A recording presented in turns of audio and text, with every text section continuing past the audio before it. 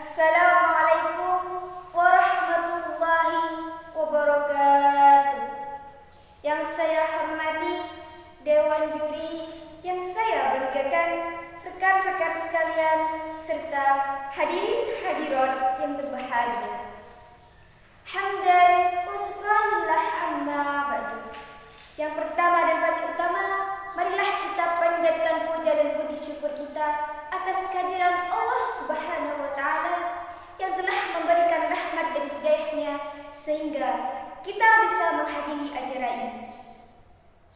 Salawat serta salam mari kita haturkan kepada junjungan kita Habibana wa Nabiyana Muhammad sallallahu alaihi wasallam, yang mana beliau telah membawa kita dari jalan yang gelap ke jalan yang terang, yakni agama Islam. Setiap muslim yang baik pasti menjalankan 5 rukun Islam. Salah satu dari rukun Islam adalah sholat. Maka dari inilah izinkan saya untuk menyampaikan tausiah saya yang berjudul mendirikan sholat. Hadirin yang dimuliakan Allah, sholat adalah ibadah yang agung, ibadah yang dibuka dengan takbir dan ditutup dengan salam, dan ia adalah ibadah terpenting setelah kedua kalimat syahadat. Nabi Muhammad SAW bersabda, "Salat adalah tiang agama. Barang siapa yang mendirikan salat, berarti ia telah menegakkan agama. Dan barang siapa yang meninggalkan salat, berarti ia telah meruntuhkan tiang agama." Sabda tersebut memang sangatlah sederhana, tetapi tentu saja mengandung makna yang besar. Di dalam agama Islam, salat ibarat rumah. Jika tidak ada tiangnya, maka rumah itu akan roboh dan hancur. Tidak akan bisa berdiri tegak. Begitupun dengan kita. Apabila kita tidak salat, maka agama kita pun akan runtuh. Salat diperintahkan oleh Allah Subhanahu wa Ta'ala kepada Nabi besar Muhammad SAW bersama umatnya ketika beliau melakukan perjalanan Isra dan Mi'raj pada tanggal 27 Rajab tahun yang ke-12 dari masa kenabian. Jadi, perintah salat yang diberikan oleh Allah Subhanahu wa Ta'ala kepada Nabi besar Muhammad SAW secara langsung tanpa perantaraan malaikat Jibril. Ini adalah isyarat akan pentingnya ibadah salat. Di dalam Al-Quran, Allah berfirman yang berbunyi, A'udzu billahi minasy syaithanir rajim. Bismillahirrahmanirrahim. Wa aqimus salata wa atuz zakata warka'u ma'ar raki'in. Artinya, dan dirikanlah salat dan tunaikanlah zakat dan rukuklah bersama orang-orang yang rukuk. Jelas, kita baca dalam Al-Quran di atas bahwa Allah Subhanahu wa Ta'ala menggunakan kata perintah, yang mana kata perintah dalam Al-Quran mempunyai makna wajib dilakukan. Salat di sisi lain juga memiliki banyak keutamaan yang sangat besar. Dalam salah satu hadis, Rasulullah SAW bersabda, "Seandainya mereka tahu pahala salat subuh dan azan,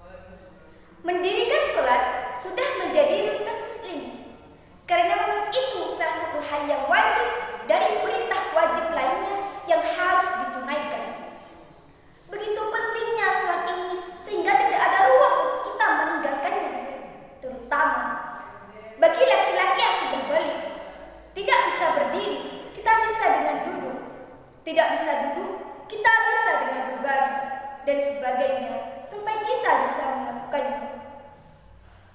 Ketika azan berkumandang, Allahu Akbar, Allahu Akbar, sudahkah kita menyegerakan untuk sholat? Sudahkah kita memenuhi langsung seruan Allah itu? Saat waktu sholat tiba, tidak ada yang penting untuk dilakukan selain mendirikan sholat. Dan bergegaslah mencari air untuk berwudu, lalu segeralah sholat. Senang rasanya bila senantiasa bisa sholat tepat pada waktunya. Apalagi sholatnya beribadah di masjid. Masya Allah. Selain akan mendapatkan nilai pahala 27 lebih utama dibandingkan sholat sendirian di rumah, bukankah amal soleh akan hisab pertama nanti di akhirat? Seperti yang dikatakan Nabi Muhammad SAW dalam hadisnya, yang dihisab pertama dari amalan hamba pada hari kiamat adalah sholatnya. Jika sholatnya baik, maka ia akan beruntung dan selamat. Akan tetapi, jika sholatnya kurang, maka ia akan merugi. Ini kutipan ayat. Kita dianjurkan untuk memakmurkan masjid. Hanyalah yang memakmurkan masjid-masjid Allah ialah orang-orang yang beriman kepada Allah Subhanahu wa Ta'ala dan kemudian hari serta tetap mendirikan sholat. Surah At-Taubah ayat 18. Hadirin yang dimuliakan Allah, di dalam pelaksanaan sholat tidak hanya wajib dilakukan, tetapi sholat ini merupakan bukti iman seseorang manusia kepada Allah Subhanahu wa Ta'ala. Sholat dan aplikasinya tidak hanya sekedar kewajiban yang harus ditunaikan, tetapi lebih dari itu. Berapa banyak para manusia sekarang yang meninggalkan sholat tanpa ada rasa sesal dalam hati? Berapa banyak para anak muda sekarang yang meninggalkan sholat subuh hanya karena dengan menonton bola semalaman?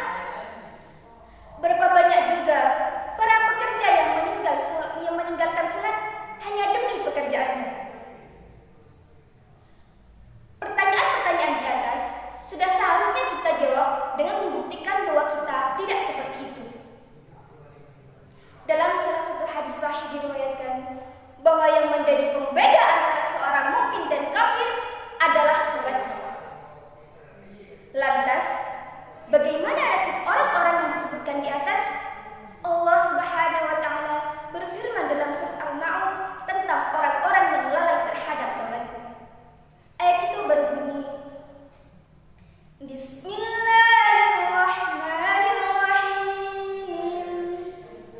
Fawailun lil musallin. Maka celakalah orang yang salat, alladzina hum an salatihim sahun, yakni orang-orang yang lalai terhadap salatnya. Allah Subhanahu wa Ta'ala mensifati orang-orang yang lalai terhadap salatnya dengan kalimat celaka. Kalimat celaka ini juga Allah gunakan dalam mensifati orang kafir dan munafik. Berarti dengan kata lain bahwa orang-orang yang lalai terhadap sholatnya bisa disejajarkan dengan orang kafir dan munafik.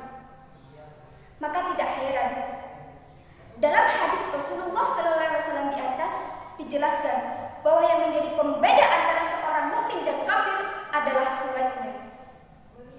Sebagaimana yang disampaikan dalam hadis Nabi Muhammad SAW di atas tentang keutamaan sholat, maka kita selaku umatnya hendaknya melakukan sholat wajib 5 waktu ini dengan hati yang lapang, penuh kesyukuran, keikhlasan, dan keistiqomahan, sehingga kita bisa terhindar dari golongan orang-orang yang lalai terhadap sholatnya.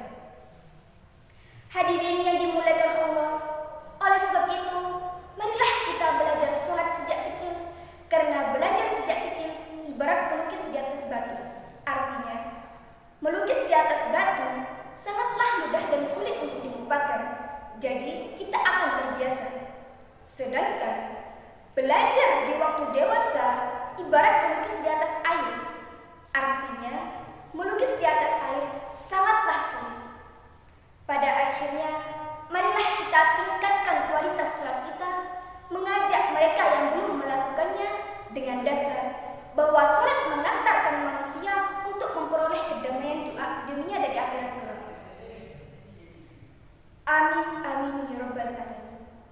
Sekian tausiah dari saya, kurang lebihnya mohon maaf. Wabillahi taufiq wal hidayah. Wassalamualaikum